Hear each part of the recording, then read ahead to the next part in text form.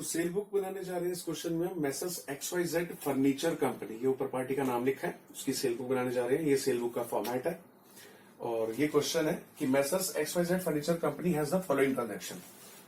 उसने ये सारी ट्रांजेक्शन की हैं, इन सब ट्रांजेक्शन को हमें सेल बुक में रिकॉर्ड करना है। ठीक है, ये मैं बता चुका हूं सेल बुक में कौन सी ट्रांजेक्शन रिकॉर्ड होती है। सेल बुक में जब भी गुड्स सोल्ड होगा तो वो वाली ट्रांजेक्शन रिकॉर्ड होगी। एक मैंने ये बात बताई थी।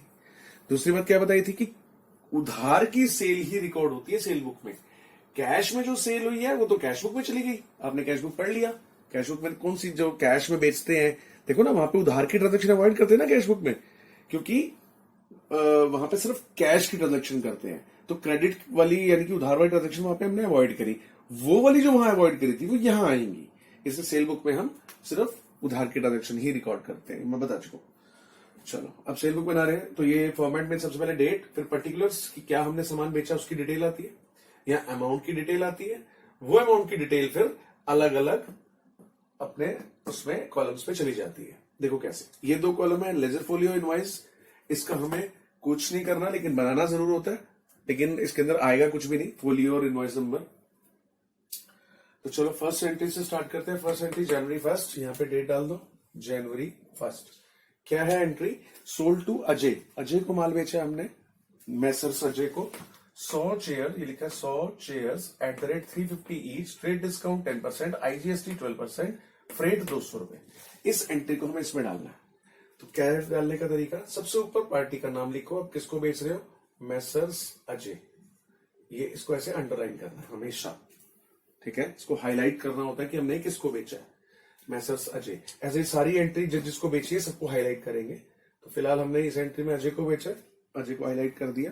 क्या बेचा, उस नीचे सामान 100 chairs eight the rate 350 each, 350 each, ये ऐसे लिखना है। ठीक है, कितने की हो गई डिटेल में, 35,000 रुपए की। और क्या बेचा, जरूरी थोड़ा ना अजय को सिर्फ एक ही सामान बेचा होगा। अब अजय आया तो कई सारे सामान ले गया होगा, लेकिन यहाँ पे लिखा है सिर्फ 100 चेयर ले गया, बस 100 चेयर ले गया। उसके बाद लेस ट्रेड डिस्काउंट, कितना है ट्रेड डिस्काउंट, इसमें लिखा है 10%, 3500 लेस हो गया, ये आ गया 31,500। ठीक है, कॉस्ट बोलते हैं इसे। उसके बाद एड CGST SGST, कितना है IGST, इसमें add IGST at the rate, trade discount कितना था एट द रेट, यहां लिख देना 10%, IGST कितना है eight the rate 12%, IGST add कर दो। 31,500 का 12% कितना हो गया 3780, ये ऐड हो गया। इसमें ऐड करेंगे हम फ्रेट, कितना है फ्रेट 200 रुपए, वो भी ऐड कर लो। टोटल अमाउंट हो गया 45,480। ये अजय की ट्रांजेक्शन, जो हमने अजय को माल बेचा है, XYZ फर्नीचर कंपनी ने अजय को जो माल बेचा है उसकी एंट्री यहां तक, इसको यहां से ऐसे बंद कर देना है। ठीक है, एक एंट्री समझ में आ गई है बोली।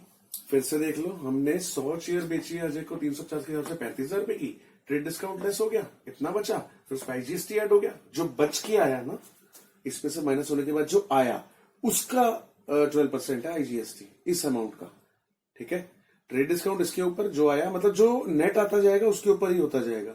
जैसे 35 था, उसमें ट्रेड डिस्काउंट लेस करके ये नेट आया। अब जो GST 12% लगना, वो जो नेट आया उसके ऊपर 12% GST। ठीक है, जो नेट आया उसके ऊपर 12% GST लग गया, फिर ये आया, फिर इसमें 200 ऐड हो गया फ्रेट। ठीक है, तो ये हमारा डिटेल का कॉलम। अब फिर इनमें क्या भरना है, इसी कॉलम को जो ऐसा वर्टिकल पड़ा हुआ है हॉरिजॉन्टल भर दो। इसी वर्टिकल कॉलम को हॉरिजॉन्टली अलग अलग उसमें डाल दो। कॉस्ट कितनी है इसमें, कॉस्ट कौन सी होती है, ये नहीं, ट्रेड डिस्काउंट लेस करने के बाद जो अमाउंट होता है ना, ये वाला ट्रेड डिस्काउंट लेस करने के बाद ये कॉस्ट होता है। तो यहां पे लास्ट में लिखना है जहां पे इसका क्लोजिंग है 31,500, तो कॉस्ट है। CGST है नहीं, IGST है नहीं, IGST इसका 3780 है, फ्रेट इसका 200 है, और टोटल इसका 45,480 है। ये आपकी एक एंट्री कंप्लीट। यहां तक की लाइन डालनी है, आगे लाइन नहीं डालनी है। ठीक है, आगे लाइन नहीं डालनी है। अगली एंट्री जनवरी 5, जनवरी 5 पढ़ते हैं। Sale to Ramesh 5 double beds बेचे हैं एट द रेट 10,000 ईच, और 2 चेयर भी बेची है 300 रुपए each, trade discount 10%, CGST SGST 6%। बिल्कुल वही तरीका। क्या करना है, ऊपर नाम पार्टी का रमेश, रमेश को बेचा इस तरह से, ठीक है, उसको हाईलाइट करना है, शो करना है। आगे कितने डबल बेड बेचे हैं, इसको 5 डबल बेड बेचे हैं, 5 double bed at the rate 10,000 each, कितने के हो गए 50,000 रुपए के। और क्या बेचा, 2 चेयर्स, उसको डबल बेड भी बेचे और चेयर भी बेची है, देखो ना लिखा ना, रमेश को 5 तो डबल बेड और 2 chairs, 2 chairs eight the rate 300 each, 600 रुपए की चेयर बेची है। उसके बाद इसमें भी ट्रेड डिस्काउंट है 10%, तो पहले ये अमाउंट आ गया 50,600, इसे आप कॉस्ट बोल सकते हो, less trade discount at the rate 10%, 10% trade discount हुआ तो 5060, ये लेस हो गया, ये इसे हम बोलते हैं कॉस्ट। क्या आ गया हमारे पास 45,540, ये कॉस्ट आ गया। उसके बाद मैंने बताया आपको सबसे पहले ट्रेड डिस्काउंट लेस होता है, फिर ऐड होता है CGST SGST, CGST add 6%, add करेंगे एसजीएसटी एट द रेट 6%, कितना हो गया 6% इसका 2732, इधर भी 2732, ये राउंड ऑफ कर दिया, टोटल बिकम्स 51,004 रुपए, ठीक है। इसमें कोई फ्रेट नहीं है, बस ये क्लोज हो गया, ये यहाँ पे बंद, ये भी बंद। तो ये जो इसकी डिटेल है इसको अब हॉरिजॉन्टली डाल दो, अभी तो ये वर्टिकल है, ठीक है ना। रमेश की जो भी डिटेल है, जैसे इसकी अजय की डिटेल पहले वर्टिकल थी फिर हॉरिजॉन्टल, ऐसे ये वर्टिकल इसको हॉरिजॉन्टल। कैसे, कॉस्ट कितनी है, ट्रेड डिस्काउंट के बाद वाली कॉस्ट होती है, ट्रेड डिस्काउंट को लेस होने के बाद जो आती है ये कॉस्ट होती है 45,540, फिर इसमें सीजीएसटी है 2732, एसजीएसटी है 2732, आईजीएसटी है नहीं, फ्रेट है नहीं, टोटल है इसका 51,004। ये एक और एंट्री खत्म हो गई। तो बहुत इजी है सेल बुक, बस ऐसे ही डालते जाओ सारी एंट्रीज। ये हो गई, ये भी हो गई। थर्ड पे आ जाओ, sold to Ajay for cash 5 sofa set बेचे 15,000 रुपए एक, तो यहाँ पे लिख दो अजय और 5 सोफा सेट। नहीं, ये एंट्री नहीं होगी, ये एंट्री सेल बुक में नहीं होगी। क्यों नहीं होगी, सेल तो है, फिर क्यों नहीं होगी, क्योंकि ध्यान से देखो फॉर कैश लिखा है, हमने कैश में बेचा है। तो मैंने क्या बताया था, सेल बुक में उधार की सेल की एंट्रीज होती है, कैश की एंट्री नहीं होती, क्योंकि तो कैश बुक में चली गई होगी, फिर यहां क्यों आएगी, ठीक है। तो ये एंट्री यहां नहीं होगी। आगे बढ़ते हैं अगली एंट्री पे। 15 January sold to Mohan and company, Mohan and company को 1 ओल्ड कंप्यूटर बेचा 8,000 रुपए का, मोहन एंड कंपनी को 8,000 रुपए का कंप्यूटर बेचा। तो यहां डाल देते हैं आप मोहन एंड कंपनी, ऊपर नाम लिखना पहले। नहीं, ये एंट्री भी नहीं आएगी। क्यों नहीं आएगी, ये तो उधार में कैश नहीं लिखा, फिर भी नहीं आएगी। क्यों नहीं आएगी, क्योंकि ये गुड्स ही नहीं है। क्या बेचा है, ओल्ड कंप्यूटर। इस बंदे का काम किस चीज का है, इसकी दुकान तो फर्नीचर की है, तो फर्नीचर की दुकान पे कंप्यूटर कहां बिकता है ना। ये तो उसका अपना पुराना कंप्यूटर होगा, उसने बेचा है, तो ये गुड्स तो नहीं है ना। ध्यान रखना, सेल बुक के अंदर मैंने क्या बताया, सेल की एंट्री आती है। कौन सी सेल की, क्रेडिट सेल की। किसकी सेल की, गुड्स की सेल की। ध्यान रखना, गुड्स। कंप्यूटर इस दुकान में गुड्स नहीं है, इसका फर्नीचर का काम है, इसका कोई कंप्यूटर पड़ा है, अगर उसने बेच दिया तो वो गुड्स नहीं है, वो माल नहीं है उसका, इसलिए एंट्री नहीं आएगी, ठीक है। ये भी छोड़ दो। आगे बढ़ते हैं, जनवरी 20, ये लिखा है sold to Shri Ram and sons 20 share 500 रुपए ईच, आईजीएसटी 12%। हाँ, ये एंट्री आएगी, ठीक है। जनवरी 20 Shri Ram and sons, underline ऐसे करना। क्या क्या बेचा है इसको, 20 शेयर 500 रुपए each, 20 shares at the rate 500 each, कितने की हो गई 10,000 रुपए की। उसके बाद और कुछ बेचा, नहीं, और कुछ नहीं बेचा। ट्रेड डिस्काउंट है, वो भी नहीं है, तो ऐड ट्रेड डिस्काउंट तो है नहीं। उसके बाद क्या करते हैं हम, add IGST eight the rate कितना, आईजीएसटी है 12%, 12% हो गया इसका 1200, बस और कुछ है नहीं। तो ये हो गया 11,200 क्लोज। ये एंट्री खत्म हो गई इसकी। अब इसको ट्रांसफर कर दो। इसकी कॉस्ट है 10,000। सीजीएसटी नहीं है, आईजीएसटी नहीं है, एसजीएसटी नहीं है, आईजीएसटी है 1200, ये नहीं है, और ये टोटल हो गया 11,200। ठीक है। अगली एंट्री है जनवरी 21। यूज वन टेबल 1,000 रुपए का एक है फॉर पर्सनल पर्पस। ये तो बेचा ही नहीं है ना, ये नहीं बेचा, नहीं तो घर में यूज करने के लिए उसने अपने टेबल अपनी दुकान से उठा के घर ले गए, तो ये सेल तो नहीं है, इसलिए नहीं लिखेंगे। आगे सोल्ड टू सृजन, 3 कंप्यूटर बेचे हैं, कंप्यूटर टेबल बेचे हैं, सॉरी कंप्यूटर टेबल तो फर्नीचर ही है, फॉर 4500, 4 चेयर 300 रुपए की बेची है उसको। तो सृजन को क्या बेचा है?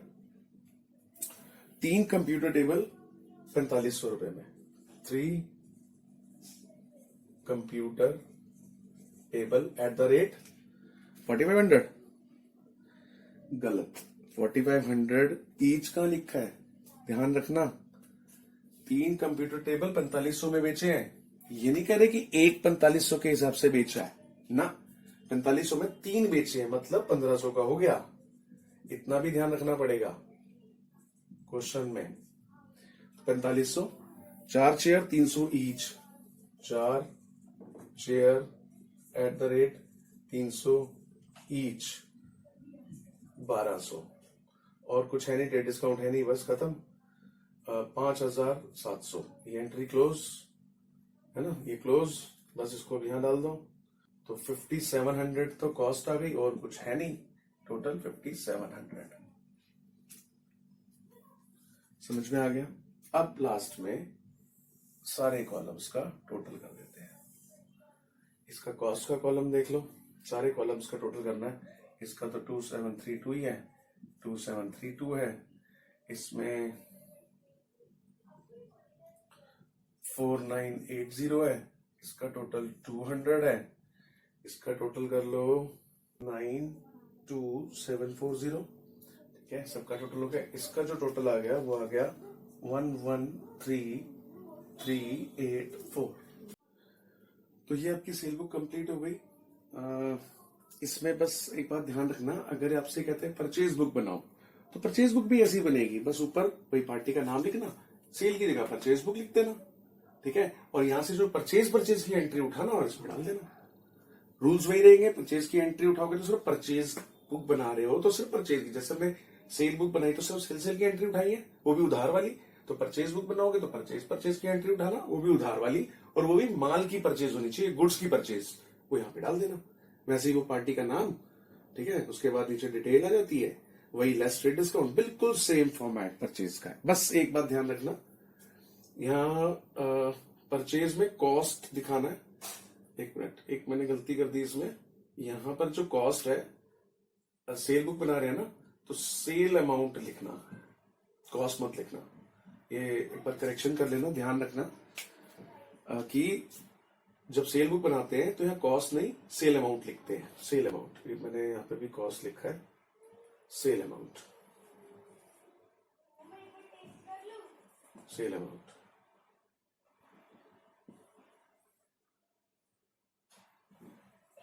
ठीक है, कॉस्ट की जगह सेल अमाउंट। तो मैं आपको वापस आते हैं उसी बात पे कि मैं आपको क्या बता रहा था कि जब आप परचेज बुक बनाओगे तो बिल्कुल सेम फॉर्मेट है, बस एक बात ध्यान रखना, ये जो सेल अमाउंट, सेल बुक में सेल अमाउंट लिखते हैं, परचेज बुक में परचेज अमाउंट लिख देना, या कॉस्ट, वहां पर कॉस्ट वर्ड यूज कर सकते हो। ठीक है, परचेज अमाउंट इसकी जगह या कॉस्ट, और सेल बुक में सेल अमाउंट, बिल्कुल सेम फॉर्मेट सेल बुक का जैसा है वैसा ही परचेज बुक का है, इस चेंज को छोड़कर। कैलकुलेशन वही है, सब कुछ तरीका वही है, रूल्स वही है, बिल्कुल सेम। ठीक है, तो अब आप सेल बुक और परचेज बुक के क्वेश्चंस ट्राई कर सकते हो। ठीक है, हाँ कभी कभी इस सेल बुक बनाने के बाद ना हमसे कहते हैं जर्नल एंट्री भी बना दो, तो एक जर्नल एंट्री मैं और आपको इधर साइड में बना के बता देता हूं। तो देखो जर्नल एंट्री कैसे होगी इसकी। ये अजय, रमेश, ये सब हमारे डेटर्स है ना, तो डेटर्स हमेशा डेबिट में आते हैं, तो ये सब डेबिट कर लो यहाँ पर। जैसे कि अजय अकाउंट डेबिट, और है रमेश, श्रीराम और Srijan, Ramesh account debit, Shri Ram and sons debit, Srijan account debit, और क्रेडिट में टू सेल, देखो क्रेडिट में ये सारी चीजें, to sale, to CGST, to SGST, to IGST और टू फ्रेट। अमाउंट कैसे भरना है? अब देखो एंट्री बहुत इजी है। ये जो डेबिट वाले हैं इसको तो ये वर्टिकल अमाउंट है ना, ये सारे भर दो, क्योंकि देखो अजय का अमाउंट फाइनल ये है ना, यहाँ डाल दो। रमेश की ये ट्रांजेक्शन, रमेश का फाइनल अमाउंट टोटल ये है ना, रमेश में डाल दो। श्री राम एंड सन्स का ये है, श्री राम में डाल दो। सृजन का ये अमाउंट है, ये वाला है, ये सृजन में डाल दो। सेल, अब ये कहां से लाए, ये वाले तो इधर डल गए, और जो ऐसे हॉरिजॉन्टल है ये सेल, ये देखो ये सेल यहां डल जाएगी। ये जो सीजीएसटी का टोटल है ये यहां डल जाएगा, एसजीएसटी यहां आ जाएगा, आईजीएसटी यहां आ जाएगा, फ्रेट 200 ये आ गया। मतलब इस एंट्री के अंदर क्या होगा, इधर का अमाउंट ये वाले टोटल इधर, और ये वाले जो टोटल है वो इसमें, खत्म। एंट्री बन गई सेल की। देखो मैं डाल देता हूं 35480, उसके बाद 51004, ये आ गया 11200, ये 5700। सेल ये देखो 92740, उसके बाद सीजीएसटी 2732, एसजीएसटी भी 2732, आईजीएसटी है 4980, और फ्रेट है 200। इसका टोटल करके देखना, इसका टोटल करके देखना, सेम आएगा। तो ये हमारी एक जनरल एंट्री बन गई। ठीक है, मैं तो ऐसे ही कर दिया। जनरल का फॉर्मेट बनाना, फॉर्मेट के अंदर ही एंट्री करना। ठीक है।